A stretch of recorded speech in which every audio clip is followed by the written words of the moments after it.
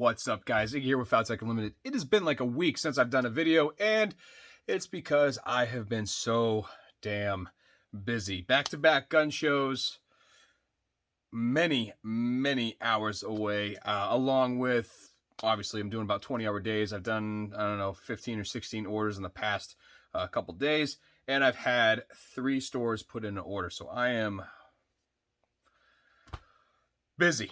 So it is currently 10:30 at night, Friday night. It is 61 degrees in here. It was 53 in here this morning. I've had the fire going. It's warmed up a little bit. I shut it down. But anyways, I get every day almost the same questions, and I am going to answer one of them because, I'll be honest with you, I'm kind of sick of answering it every day. So the question is, can you use foam on a PALEHORSE? I'm going to tell you what I tell everybody. The answer is, kinda. Can you? Yeah. Should you? No. Now, I will explain why I'm going to do one. Obviously, we know that when you do a vacuum press, you get nice, clean, perfect lines. This is a 365 XL with TLR6. That's what this is. And not important, but anyways, you can see the level of detail that the vacuum forming causes. Even on the inside, you can see how beautiful this is. Now, the press that I have, you guys know my setup. I have a modified motorcycle jack. The ad says it can do a couple tons, like 5 tons of... No. It literally has a sticker on it that says 500 kilograms, so that's like 1,195 pounds or something like that. That's its max. Do I do full force? Absolutely not, because I don't like breaking molds, because when I break them, holster comes out like crap, and I just wasted $70 on a mold, and I have to buy another one, because no matter what epoxy mold you buy, they wear out, and you will break it. So... But here I have a left-handed shield PALEHORSE mold. I got the trim jig. My heat press is all set up. Now what you want to do is you really want hot foam. The hotter the foam, the better this is going to work. This holster that I'm making, it's not for a customer. It's honestly probably going to go in the trash. No, you shouldn't use a vac form mold on foam. Have I done it before? Yes, with mag carriers, and it worked, but it was just experimental stuff. But I'm going to show you today if it works, and you guys can go from there. Am I saying you can do it? Just don't. Just get a vacuum set up. It's cheap, under $100 for the table. The most expensive thing is the vacuum, but let's see if we can actually get it to where it looks good and where it folds over the gun, and go from there. So... my heat press is at 388 degrees for 155 seconds, what I normally would do it, and I have the foam in it. Actually, let's see it. I got the foam in it, and it's been in there for a little bit. Let's see how hot that is. So 189 surface temp. Honestly, I'm gonna want that probably a little bit more than that, but I'm gonna grab another layer so it goes up, and we're gonna use, honestly, all 3 of them. So, I'll show you what I do. Not like I normally do this. Like I said, this isn't going to be for sale. It's not for a customer. It's going to go in the trash. I'm going to waste a couple bucks on kydex to show you in this video. Why? Because I'm a nice guy, you know. But this is going to answer all your questions. I literally have the answer to this question saved in a note, so I could copy and paste it to every single person that sends me, does this work? So, the answer is yes, it kind of does. No, you don't want to do it. So it's a maybe, I guess you can call it. But let's wait a couple more minutes. Obviously, you don't have to. We're going to throw some black in. Black is the cheapest kydex that you can do.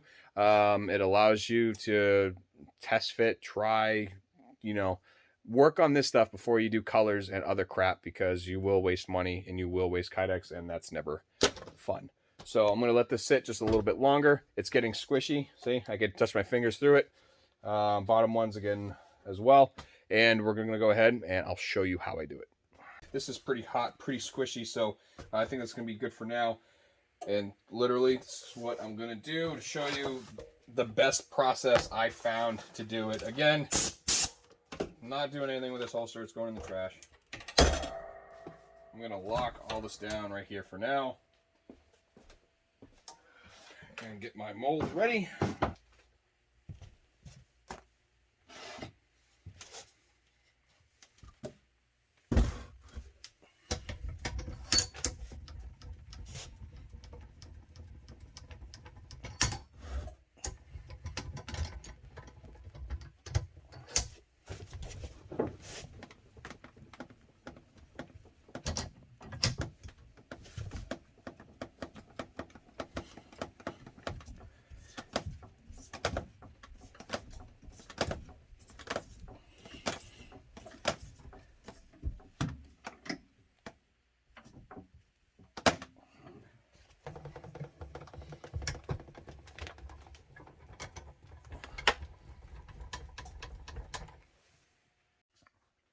All right, so it's out of the press. You saw it. I truthfully have not looked at it yet.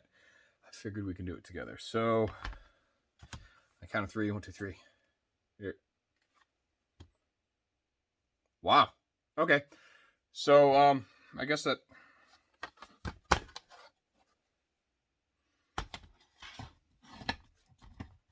All right.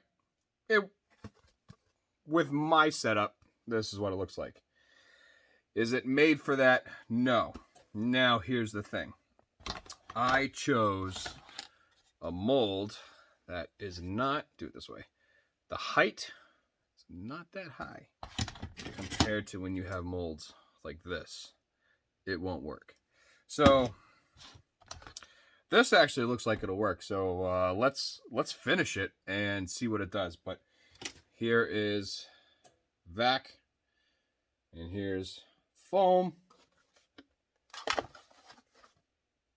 So you see crisp lines, sharp right angles on the sight channel on the top of the frame, and this one is rounded. It seriously looks like a foam press, but that is it right there. So let's finish it and see what it looks. Again, maybe I'll give it away, but nah, for safety reasons, I'll probably just chuck it, which I'll probably just do that. So anyways, yeah, I'll drill it, cut it, and I have the blue gun somewhere right here.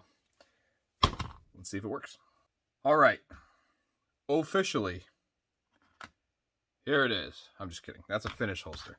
This is that the same one?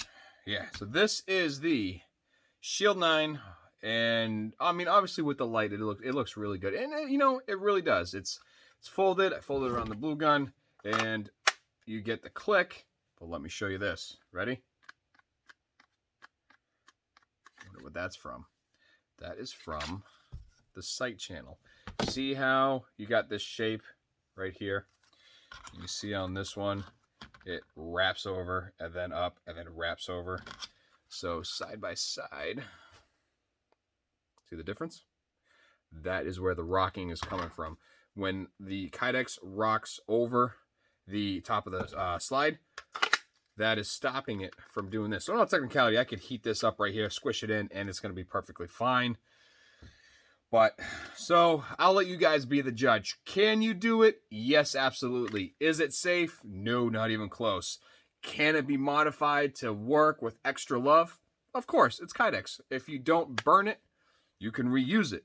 But I'll just let you guys, I mean, look at this. So this is a finished holster. You can see, yeah. Whoop. The difference. You can really tell this is foam and this one was sucked. So both are literally the same temperature. The duration is obviously longer right here with, I'd estimate, probably 1,000 pounds of force because I really had that thing cranking.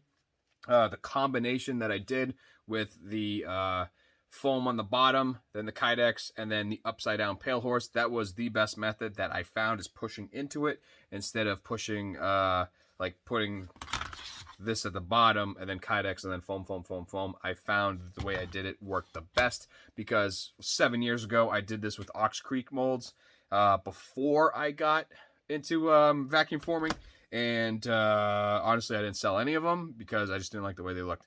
So there's your answer. 100%. Can you do it? Yes. Should you do it? No. And because of that, sorry, taking the hardware.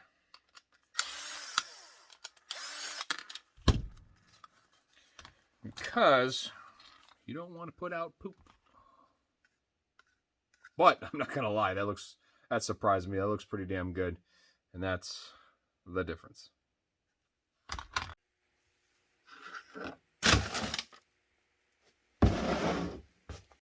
Thank you guys for watching. I hope this absolutely answered the same question I get all the time.